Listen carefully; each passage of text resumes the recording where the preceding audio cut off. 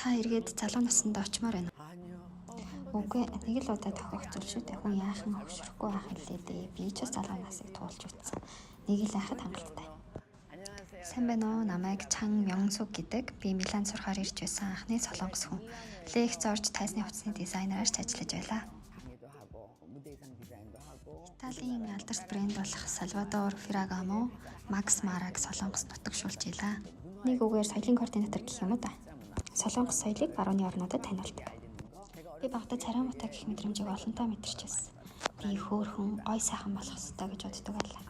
Тэгжээж л би Итали хүн болох нэ гэж. Итали хүмүүс өнгийг чухал тооцдог. Төрснөөс эхлээд өөхөх хүртлээ шүү дээ. Надад 40-70 жилийн тэртээ хувцас ч одоо байгаа. Миний аавын сорч хүн самж байгаа гэдлээ. Худалдаж авсан тул тэр хувцас маань миний насан туршийн минь хэрэглээ болдог. Би Жорж Арманы дуртайс. Би маш завгүй карьеруудыг эмхтэй байлаа.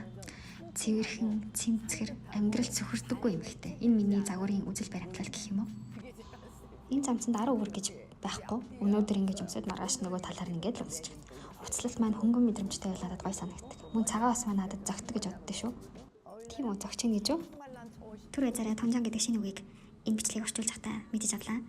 Энэ нь банкны хоосон хадгаламжийн дэвтэр гэх үгийг товчлоод ингэж хэрэглэдэг юм байна. Тэгээд цалин монгот зээл хэрэглээний төлбөр гэх мэт тогтмол зардлуудаа төлөөд өөрт багахан хэмжээний мөнгө үлддэг штэ. Тийм хүмүүсийг тонжан гэж хэлдэг юм байна. Би энэ хувцсыг өгсөн чамайг хавмаар хэрэг тийм бол 2 сая оноор та хөрөнгө оруулалт хийж болно. Багцгүй хөшөрсөн оноо араад авах юм бол шүү дээ. Нийгмийн парадигмыг сайн тал руу өөрчлөх тэр ажлыг энэ хорвоогоос яван явтлаа хийхийг хүсдэг дээ.